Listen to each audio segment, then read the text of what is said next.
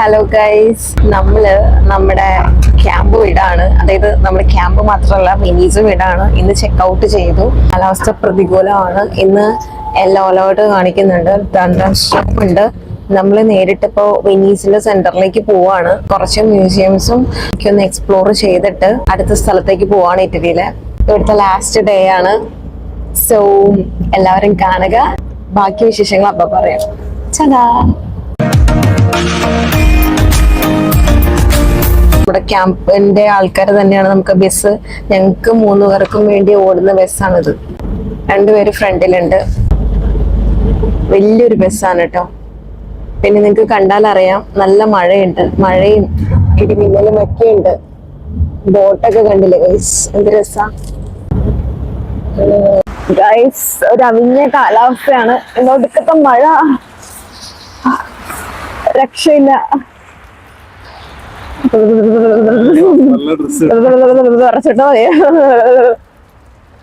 ഞാനാണെങ്കിൽ സമ്മറിലെ ഡ്രസ്സാണ് ഇട്ടേക്കുന്നത്. വേറെ ഭയങ്കര കൂടുതല, പക്ഷെ അധികം തണുപ്പൊന്നും ഇല്ല. പക്ഷെ ഈ കാറ്റാണ് ഒട്ടും പറ്റാത്തത്. ഞങ്ങളെ ബസ് ഇവിടെ കൊണ്ട് നിർത്തി. ബസ് ശരിക്കും ഇറങ്ങേണ്ട ഒരു സ്റ്റോപ്പിലാണ് നിർത്തിയേക്കണേന്ന് വിചാരിച്ചത്. 10 മിനിറ്റ് നടക്കണം.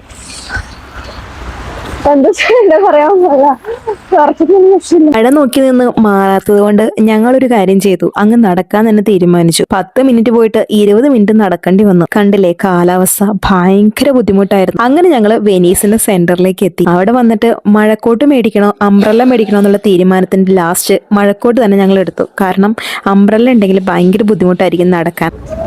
വെനീസിൽ വന്ന ഇന്നത്തെ ദിവസം ചാളു പുളുവായെന്ന് പറയാം. ഞങ്ങൾ ലോക്കർ തപ്പി പിന്നെ ഇറങ്ങി നടന്നു. കാരണം ഇവിടെ അടുത്തെങ്ങാണ്ട് ലോക്കർ ഉണ്ടെന്ന് ഗൂഗിൾ മാപ്പ് പറഞ്ഞു. അപ്പൊ മാപ്പിനെ നമ്മൾ അവിശ്വസിക്കരുതല്ലോ. അങ്ങനെ ലോക്കർ തപ്പി ഇറങ്ങിയതാണ്. കാരണം ഒരു 50 കിലോ എങ്കിലും ഞങ്ങളുടെ കയ്യിലുണ്ടാവും ഈ ബാഗേജ് ഒക്കെ. ഇത്രയും ബാഗേജ് എടുത്തതിന്റെ കാരണം എന്താന്ന് ഞാൻ ലാസ്റ്റ് തന്നെ പറയാം. അപ്പോ അങ്ങനെ ഞങ്ങൾ നടന്ന് ലോക്കർ കണ്ടുപിടിച്ചു. ഇനി ഈ ലോക്കറിൽ ഈ ബാഗേജും കാര്യങ്ങളൊക്കെ ഒന്ന് വെച്ച് കഴിഞ്ഞിട്ട് വേണം ഒന്ന് റിലാക്സ് ആവാനായിട്ട്. അല്ലെങ്കിൽ ഈ ബാഗേജ് എടുത്തുകൊണ്ട് ഭയങ്കര ബുദ്ധിമുട്ടായിരിക്കും. For one night? Yes. For one day. ഇപ്പോഴാണ് പകുതി ആശ്വാസമായത്. നമ്മുടെ സ്ഥാവര ജംഗമ വസ്തുക്കളൊക്കെ ഇവിടെ വെച്ചിട്ട് നമ്മൾ വാട്ടർ ടാക്സിയിൽ കയറാൻ പോയപ്പോഴാണ് ഈ കാണുന്ന ജനങ്ങൾ മൊത്തം ഈ വാട്ടർ ടാക്സിയിലെ ഉള്ളതെന്ന് പറയണം. അങ്ങനെ ഞങ്ങൾ തിങ്ങി നെരിഞ്ഞ് അതിന്റെ ഉള്ളിലേക്ക് അങ്ങോട്ട് കയറി. എന്തോ ഒരു ഭാഗ്യത്തിന് ഞങ്ങൾക്ക് നിൽക്കാനായിട്ട് സ്പേസ് കിട്ടി. അങ്ങനെ ഞങ്ങൾ ആ സ്പേസിൽ നുഴഞ്ഞു കയറി നിന്നു. വളരെ എൻജോയ്മെന്റ് തന്നെയായിരുന്നു കേട്ടോ. വാട്ടർ ടാക്സിയിലുള്ള മഴയത്തുള്ള യാത്ര അത് ഒന്നൊന്നര യാത്ര തന്നെയായിരുന്നു. വാട്ടർ ടാക്സി പോകുന്ന സമയത്ത് സ്പീഡ് ബോട്ടുകളും അങ്ങനെയുള്ള ബോട്ടുകളൊക്കെ പോകുന്നത് നമ്മുടെ ശ്രദ്ധയിൽ പെട്ടു. ഡീ പോകുന്ന സംഭവമാണ് ഇവിടുത്തെ ഫയർഫോഴ്സ്. എന്തെങ്കിലും ആവശ്യങ്ങൾ ഉണ്ടെങ്കിൽ ഫയർഫോഴ്സ് ആണ് അതിവേഗം എത്തുന്നത്. ഇതൊക്കെ മെർക്കുറികളാണ് കേട്ടോ. ഇതെല്ലാം ഇട്ടേക്കാണ്. കാരണം ഇതൊന്നും ഓടുന്നില്ല. എല്ലാം ഇവർ ടർപ്പായ വിരിച്ച് അങ്ങ് ഇട്ടേക്കാണ്. പിന്നെ ഗോണ്ടുവയുടെ കേസ് പറയേ വേണ്ട. വെനീസിലെ 2ാമത്തെ ദിവസം ഗോണ്ടുവ എൻജോയ് ചെയ്യാന്ന് വിചാരിച്ചിട്ടാണ് ഇവിടേക്ക് വന്നത്. പക്ഷെ നോക്കിയേ, എല്ലാം ടർപ്പായ വെച്ച് മൂടിയേക്കാണ്. ഒരു സിംഹാസനത്തിൽ ഇരിക്കുന്നത് പോലെ ഇരുന്ന് പോവാനായിട്ട് ആഗ്രഹം ഉണ്ടായിരുന്നു. പക്ഷെ എന്ത് ചെയ്യാനാ, മഴ ചതിച്ചു. കാരണം കാലാവസ്ഥ നിരീക്ഷണം എന്ന് പറയുന്ന സംഭവം ഗൂഗിൾ മാപ്പിൽ നിന്ന് ഡിപ്പെൻഡ് ചെയ്തിട്ട് യാതൊരു കാര്യമില്ല. നമുക്ക് ഗോണ്ടുവ ഇഷ്ടപ്പെടുകയാണെങ്കിൽ കാണുന്ന സമയത്ത് നമുക്ക് കയറണം എന്ന് ആഗ്രഹം ഉണ്ടെങ്കിൽ അന്ന് തന്നെ കയറുന്നതായിരിക്കും ഏറ്റവും നല്ലത്. അല്ലെങ്കിൽ ഞങ്ങളെ പോലെ ഇങ്ങനെ ഇരിക്കേണ്ടി വരും. ഇന്ന് ഗോണ്ടുവയിൽ കയറണം എന്നുള്ള ആഗ്രഹത്തിലും ആ പദ്ധതിയിലാണ് ഞങ്ങൾ ഇങ്ങോട്ട് വന്നത്.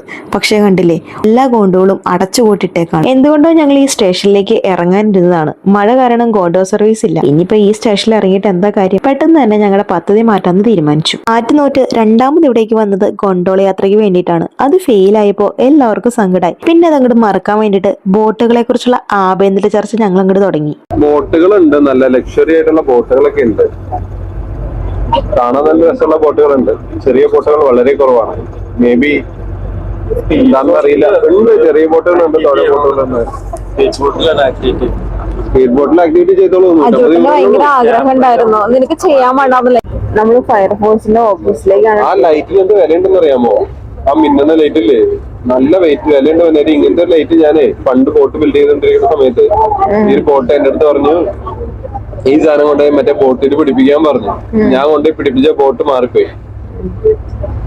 ദുബായിൽ നിന്ന് ഇമ്പോർട്ട് ചെയ്ത് കൊണ്ടുവന്ന സാധനം വരുന്നത് അയാൾക്ക് ഫ്രീ കൊടുക്കേണ്ടി വരും.